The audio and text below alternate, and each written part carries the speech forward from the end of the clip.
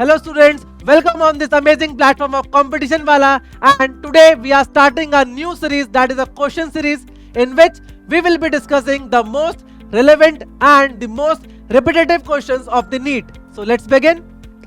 The rigid ball of mass m strikes a rigid wall at 60 degree and gets reflected without loss of speed as shown in the figure below. This is the figure. The value of the impulse imparted by the wall on the ball will be.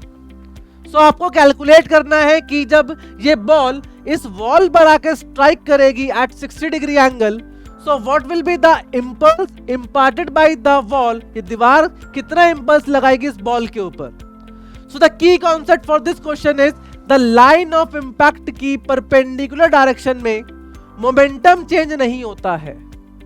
जिस direction में impact होता है उस direction की perpendicular direction में कोई भी momentum change नहीं होता है. Clear. So what is impulse.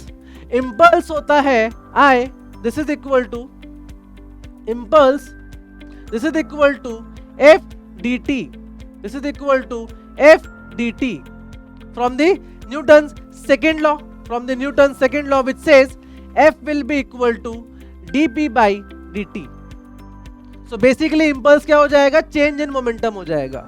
Now अगर मैं इसको सॉल्व करता हूं तो देखो यहां पर एंगल है 60 डिग्री, यहां पर एंगल है 60 डिग्री. सो ये जो बॉल है इसके पास दो वेलोसिटीज होंगी, एक इस तरफ एंड एक इस तरफ.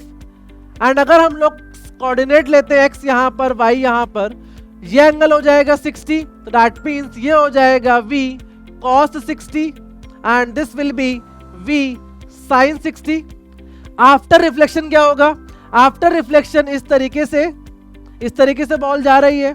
सो इसके दो कंपोनेंट्स होंगे and this will be again 60 degree, so ये हो जाएगा v cos 60 एंड ये हो जाएगा v sin 60.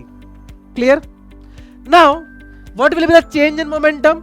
सो मोमेंटम चेंज के लिए अगर हम देखें तो इनिशियल मोमेंटम कितना होगा, initial momentum will be mv cos 60 i cap, mv cos 60 i cap and नीचे क्या है v sin 60, नीचे की तरफ है that will be minus j cap, तो यहां पर आ जाएगा minus mv sin 60 j cap.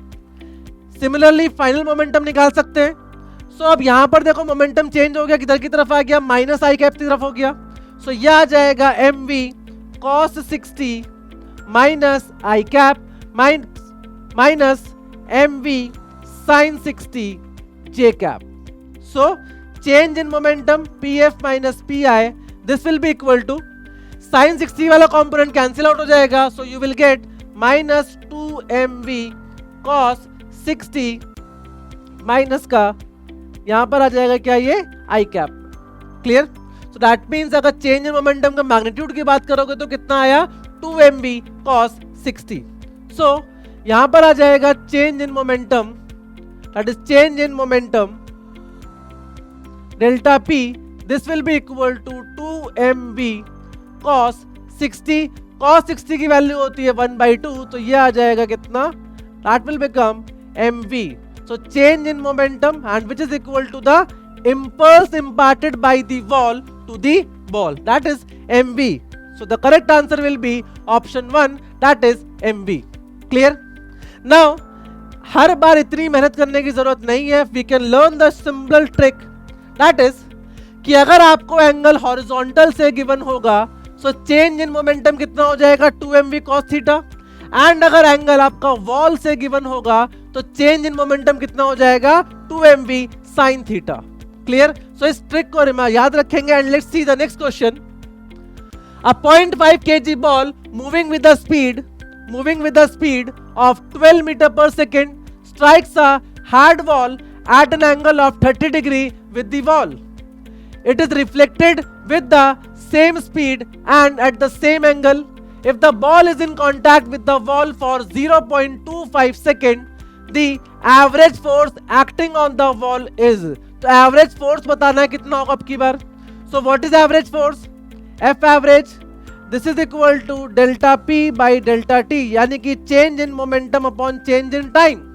सो हमें चाहिए चेंज इन मोमेंटम, एंगल कहां से दे रखा है, वॉल से दे रखा है, तो डेल्टा पी कितना हो जाएगा, डेल्टा पी हो जाएगा 2mv साइन थीटा, थीटा की वैल्यू है 30 degree, so this will come out to be 2mv sine 30, sine 30 is 1/2, तो यहां पर आ जाएगा कितना, that is mv। So change in momentum is mv। So average force will be F average, this will be equal to mv, mass की value है 0.5 into velocity is 12 divided by time is 0.25 second, so 0.25, and this will come out to be 24 Newton. That means option 2 will be absolutely correct. Clear? So practice this. Thank you so much.